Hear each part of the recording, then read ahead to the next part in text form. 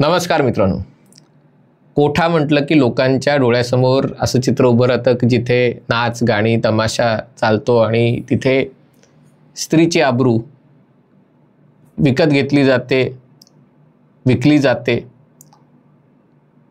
आणि एका सभ्य लोकांच्या समाजात कोठा या शब्दाकडे बघण्याचा दृष्टिकोन फार काही चांगला नाही आहे.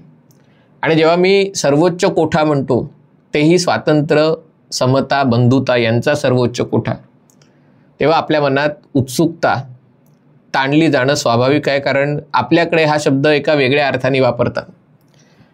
पण एका प्रकारे आधुनिक प्रजासत्ताकाची जननी असलेल्या, स्वातंत्र्य, समता आणि बंधुता या तत्वांची जननी असलेल्या फ्रान्समध्ये असाच एक प्रकार घडलेला आहे. फ्रान्समध्ये विरोधी पक्षाच्या प्रमुख नेत्या आणि नॅशनल रॅली पक्षाच्या अध्यक्ष असलेल्या मरीन ली पेन यांना 5 वर्ष निवडणूक लढण्यावर बंदी घातलेली तिथल्या एका न्यायालयाने, आणि त्यामुळे या न्यायालयाची संभावना कोठा अशा प्रकारची केली जाऊ लागलेली आहे. याचं कारण म्हणजे 2027 सालच्या निवडणुकांमध्ये मरीन ले पेन या निश्चितपणे विजयी होतील असं त्यांच्या समर्थकांना वाटत होतं. नुकत्याच झालेल्या संसदेच्या निवडणुकीत, म्हणजे फ्रान्समध्ये दुहेरी व्यवस्था असते, अध्यक्ष पण लोकांच्यातनं निवडला जातो आणि संसद निवडले जाऊन त्याच्यातनं पंतप्रधान वगैरे निवडलं जातो. त्या निवडणुकीत त्यांचा पक्ष हा सगळ्यात मोठा पक्ष म्हणून निवडून आला होता. पण पहिल्या क्रमांकाच्या आणि तिसऱ्या क्रमांकाच्या पक्षांनी एकत्र येऊन, दुसऱ्या आणि तिसऱ्या क्रमांकाच्या पक्षांनी एकत्र येऊन त्यांना सत्ता मिळून दिली नाही. त्यांच्याविरुद्ध आरोप काय आहे तर ते ऐकून आपल्याला हसायला येईल. हे महाराष्ट्रात जेव्हा 50 खोके एकदम ओके वगैरे म्हटलं जातं, तेव्हा एकेका आमदारांनी 50 कोटी रुपये घेऊन सत्तांतर केलं.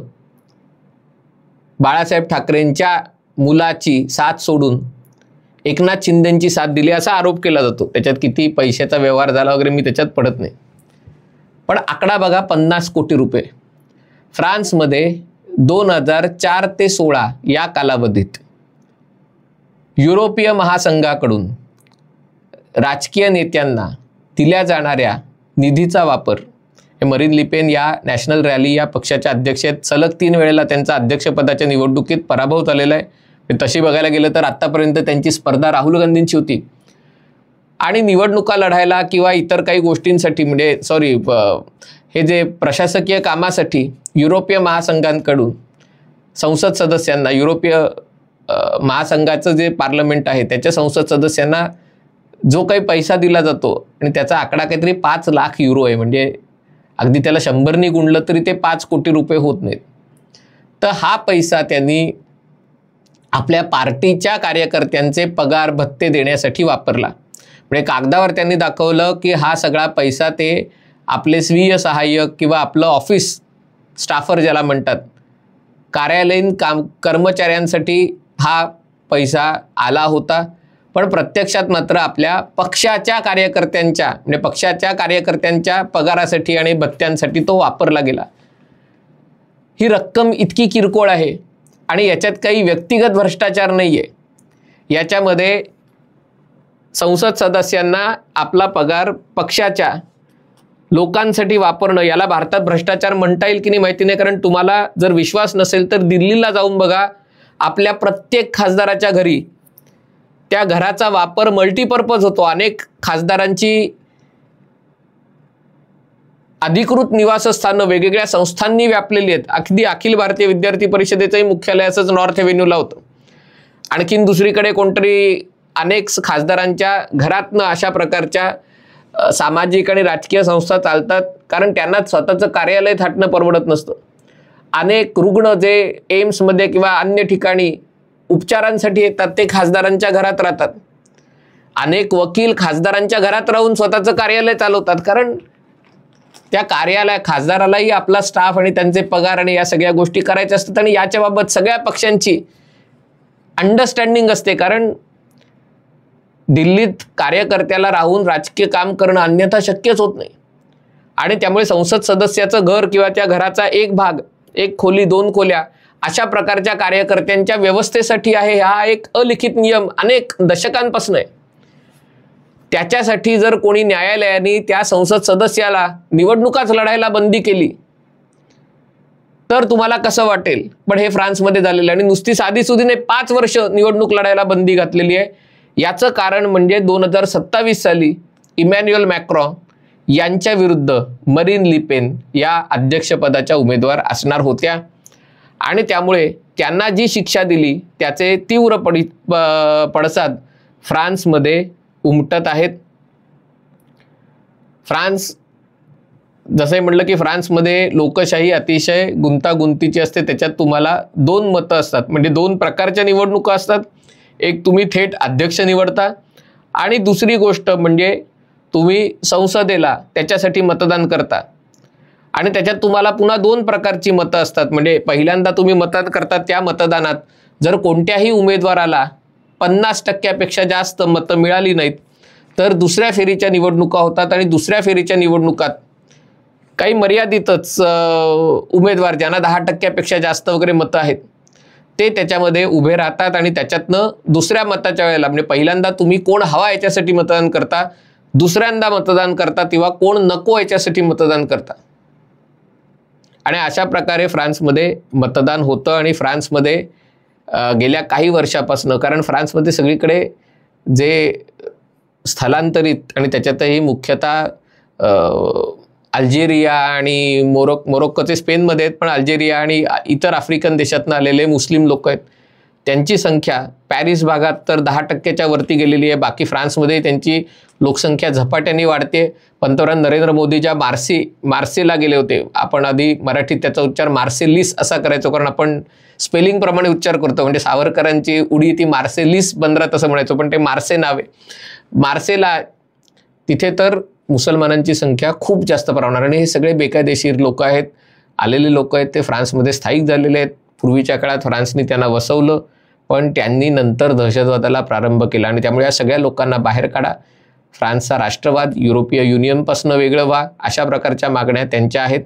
आणि त्यामुळे या मरीन लिपेन, मला कल्पना नाही त्यांची तुलना सुप्रिया सुळेंशी करता येईल का, पण कारण त्यांचे वडीलही राजकारणात होते. जॉ मारी लेपेन त्यांचं नाव होतं आणि त्यांच्यानंतर त्या पक्षाची धुरा कन्येकडे आलेली आहे, म्हणजे मरीन लिपेन यांच्याकडे आलेली आहे. आणि त्यामुळे त्या सातत्याने फ्रान्समध्ये सरकारला आव्हान द्यायचे प्रयत्न करतात. 3 निवडणुका त्या हरल्या, 4थ्यांदा आता त्या पुन्हा उभ्या राहणार आहेत. पण आत्ता त्यांच्यासाठी खूप आशादायी असं चिन्ह होतं, कारण आत्ता म्हणजे गेल्या जूनमध्ये ज्या निवडणुका झाल्या संसदेसाठी त्याच्यात सत्ताधारी इमॅन्युएल मॅक्रॉन, अध्यक्ष इमॅन्युएल मॅक्रॉन यांच्या रेनेसान्स आणि त्यांच्या पक्षाचा मित्रपक्षांचा दारुण पराभव झाला. त्यांना अवघी 21% मतं मिळाली आणि मरीन लिपेन यांच्या नॅशनल रॅली या पक्षाला 34% मतं मिळाली आणि सगळ्यात मोठी आघाडी, सगळ्यात मोठा पक्ष किंवा आघाडी म्हणून ते समोर आले. डाव्या साम्यवादी पक्षांना 28% मतं मिळाली आणि मग पुढच्या फेरीमध्ये हे 21% आणि 28% वाले एकत्र आले आणि त्यांनी 34% वाल्यांना म्हणजे सगळ्यात मोठ्या पक्षाला दूर ठेवलं. अन्यथा त्यांच्या पक्षाचे अवघे 29 वर्षाचे जॉर्डन बार्डेला हे फ्रान्सचे पंतप्रधान झाले असते, पण ते होऊ शकलं नाही. पण असं जरी असलं तरी बार्डेला यांची लोकप्रियता, मरीन लिपेन यांची लोकप्रियता वाढलेली आहे. पुन्हा ज्या कायद्याखाली त्यांना निवडणूक लढायला बंदी घातलेली आहे तो कायदा झाला 2016 साली. हे जे सगळं झालं अशा प्रकारे पैसे वळवणं, म्हणजे स्वतःच्या कार्यालय चालवण्यासाठी मिळणारा पैसा राजकीय कार्यकर्त्यांना त्यांना पैसे देणं, हे सगळं झालं 2004 ते 16 काळात. आणि त्याची रक्कमही तशी किरकोळ आहे, म्हणजे अशी काही अब्जावधी डॉलर, लाखो डॉलर किंवा युरो अशी नाही आहे. आणि त्याच्यासाठी बाकीच्यांना मिळालेली शिक्षा कमी आहे, पण यांना मात्र 5 वर्ष शिक्षा दिलेली आहे, 5 वर्ष निवडणूक न लढण्याची. आणि त्याच्यामुळे याच्यात एक स्पष्ट दिसतंय की याच्यात न्यायालयाचा हेतू आहे की फ्रान्समध्ये कोणाचं सरकार यावं, कारण फ्रान्समध्ये पुढच्या निवडणुकीत उजव्या विचारसरणीचं सरकार येणार, अध्यक्ष होणार, हे आत्ता तरी चित्र आहे. आणि कदाचित ते होऊ नये म्हणून न्यायालयाने मुद्दामून अशी काही कडक शिक्षा सुनावली का नाही असं वाटतंय. आणि हे खरं तर मरीन लिपेन यांच्या पथ्यावर पडतंय, कारण मरीन लिपेन ह्या सातत्याने सांगतायत की फ्रान्समध्ये लोकशाही लोकांच्या हातात नाही आहे, ही जी सगळी उच्चभ्रू मंडळी आहेत की न्यायालयात तीच, माध्यमात तीच, थिंक टँकमध्ये तीच, यांनी या व्यवस्थेचा कोठा बनवलेला आहे. आणि त्यामुळे खरं स्वातंत्र्य आपल्याला आणायचं असेल तर लोकांच्या हातात सत्ता दिली पाहिजे. न्यायालयाच्या हातात किंवा अशा अप्रत्यक्ष सत्ता राबवणाऱ्यांच्या त्याच्या स्थान मिळता कामा नये. आणि आता प्रत्यक्षात असं झाल्यामुळे त्यांच्या म्हणण्यात आणखीन तथ्य असल्याचं लोकांना वाटायला लागलेलं आहे. आणि त्यामुळे फ्रान्समध्ये आता काय होणार याची सगळ्यांना उत्सुकता लागून आहे. त्यांचे सहकारी जॉर्डन बार्डेला म्हणलं 29 वर्षाचे आहेत, त्यांनी या निकालाविरुद्ध जनआंदोलन छेडायची भूमिका घेतलेली. त्यांचं म्हणणं आहे की हा निकाल एका प्रकारचं मॅच फिक्सिंग आहे. पण अर्थात राजकारणात मरीन लिपेन यांना जर दूर ठेवलं तर खरा फायदा जॉर्डन बार्डेला यांचाच होणार आहे. कारण मग मरीन लिपेन जर हटल्या तर जॉर्डन बार्डेला अध्यक्षपदाचे उमेदवार होऊ शकतात. इमॅन्युएल मॅक्रॉन अवघ्या 39व्या वर्षी फ्रान्सचे अध्यक्ष झाले होते. जॉर्डन बार्डेला कदाचित 31व्या वर्षी, म्हणजे आदित्य ठाकरेंपेक्षा कमी वयाचे असताना, राहुल गांधींपेक्षा फारच कमी वयाचे असताना ते फ्रान्सचे अध्यक्ष होऊ शकतात. अर्थात ही बंदी कायम ठेवली तर. पण आता वेगवेगळ्या माध्यमांनी अशी मागणी केलेली आहे की ही बंदी ठेवू नये, ती काढावी. ते झालं तर फ्रान्स हा काय म्हणतात क्रांती करण्यासाठी प्रसिद्ध असलेला देश आहे. आत्तापर्यंत अनेक वेळेला, म्हणजे 4 का 5 वेळा त्यांनी एक प्रजासत्ताक किंवा एक व्यवस्था उलथून दुसरी व्यवस्था आणलेली आहे. आणि त्यामुळे त्याला first Republic, second Republic, third Republic, आत्ता काहीतरी 5th रिपब्लिक आहे. तर फ्रान्समध्ये असं होऊ शकतं. पण ज्या प्रकारे न्यायालयाने राजकीय व्यवस्थेत हस्तक्षेप करून अशा प्रकारची शिक्षा दिलेली आहे ते बघता व्यवस्थेचा कोठा झाल्याची खंत मात्र लोकांच्या मनात आलेली आहे. हा व्हिडिओ आपल्याला आवडला असेल तर कृपया लाईक करा, शेअर करा आणि चॅनल सबस्क्राईब करण्याची विनंती आहे. तुर्तास इथेच थांबतो. पाहत रहा MH48.